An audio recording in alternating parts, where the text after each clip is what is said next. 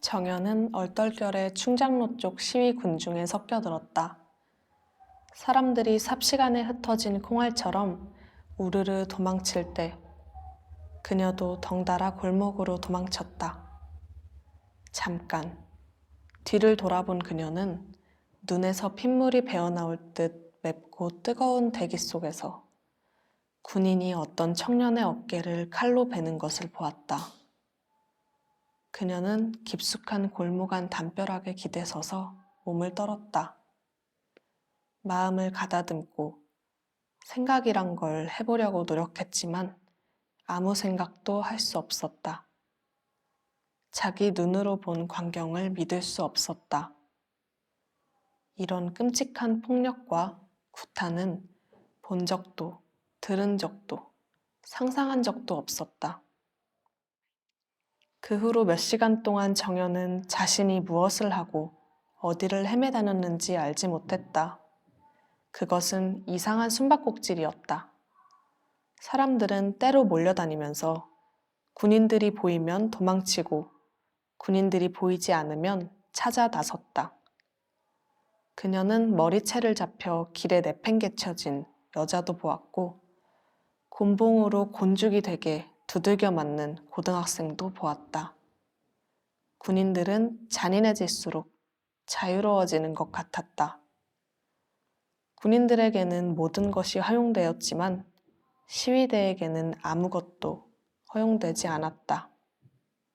강목이나 쇠파이프로 무장하고 나뭇가지나 깨진 유리 조각을 주워든 사람들도 있었지만 시위대는 군인들 근처에도 가지 못하고 멀찌감치 떨어져서 물러나라고 외칠 뿐이었다. 그것마저 하지 말라고 공중을 선회하는 군용 헬기에서 위협적인 해산 방송이 울려 나왔다.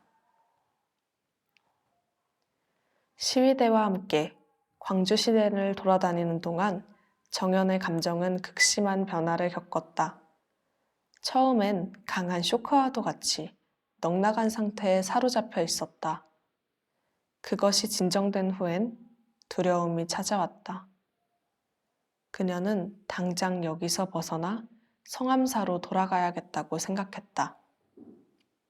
살아야 한다.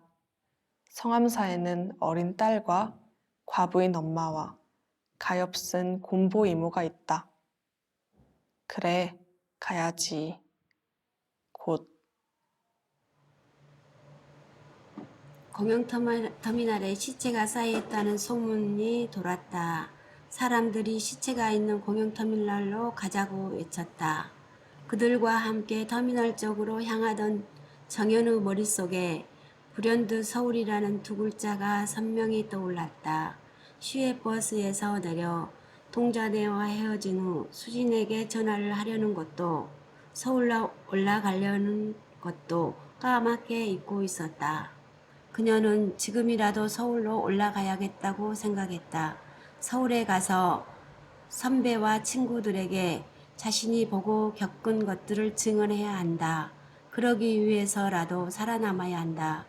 그러나 서울도 지금 이런 상태인 건 아닐까? 그녀가 산속에 갇혀 지내는 동안 이 나라에 무슨 일이 벌어진 것일까? 어쨌든 서울에 가면 뭔가 알아낼 수 있을 것이다.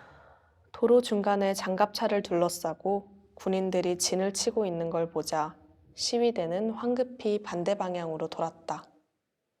공수부대원들이 대검을 치켜들고 달려오자 사람들이 흩어졌다. 정연도 뒤로 돌아 뛰었다. 서울로 올라가야 하나? 성암사로 돌아가야 하나? 둘 사이에서 고민하느라 잊고 있었던 두려움이 다시 솟구쳤다. 얼마나 죽자고 뛰었는지 시위대들도 군인들도 보이지 않았다. 두려움이 잦아들자 뭉클한 슬픔과 무력감이 밀려들어왔다.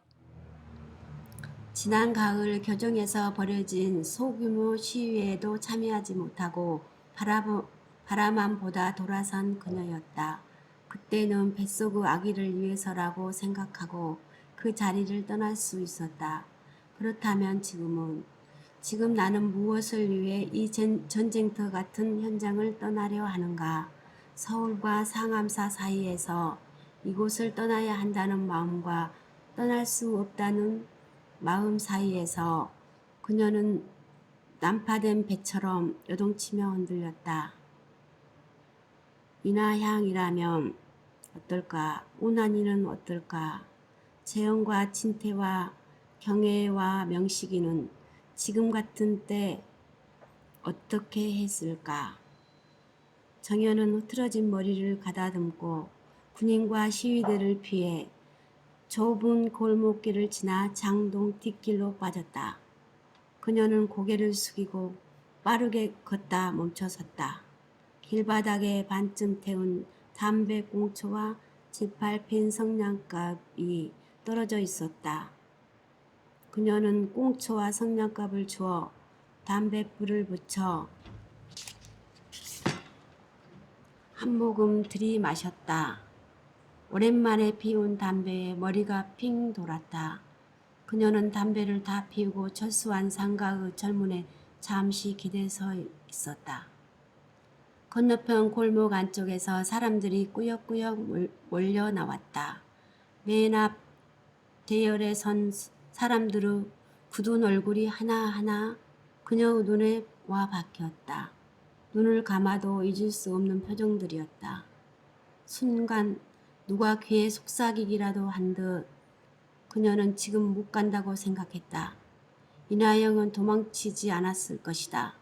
오난이도 재현이도 진태도 경애와 명식이도 주춤거리면서라도 끝끝내 자리를 지켰을 것이다. 그녀는 문득 울고 싶었다. 그녀만이 살아야 할 이유가 있는 게 아니었다. 누구나 다 살아야 할 이유가 있었다. 살아야 할 이유들이 곧 싸워야 할 이유였다. 해산을 마치고 회복된 몸처럼 헝클어지고 혼란에 빠졌던 생각들이 일목요연하게 정리된 느낌이었다. 그래도 가슴 깊은 곳에서 울컥 스며나오는 섬뜩한 두려움은 여전했다. 정연은 용기를 내기 위해 그날 흘린 한 티스푼의 피를 생각했다. 그 피로 태어난 딸을 생각했다. 잠결에 입을 오물거리던 딸의 얼굴이 떠올랐다. 그러자 힘이 나기는커녕 가슴이 타들어가는 듯한 지독한 쓰라림이 몰려왔다. 그녀는 얼굴을 무섭게 찡그리고 시위대를 향해 걸어갔다. 군인들이 설마 이 많은 사람들을 다 죽이지는 못할 것이다. 단지 겁을 주는 것뿐이다. 저들도 겁이 나서 우리를 무섭게 겁주는 것이다. 그러니 우리도 무섭게 싸워 저들을 몰아내어야 한다. 그래야 살 수 있다. 시위대와 합류한 순간 그녀는 더 이상 아무 생각도 하지 않았다. 외치고 뛰고 도망치고 울다 다시 모여 외쳤다. 홍수부대 물러가라. 살인마 전두환 물러가라. 가끔 옆 사람이 그녀의 맑고 낭랑한 목소리에 그녀를 돌아보았다.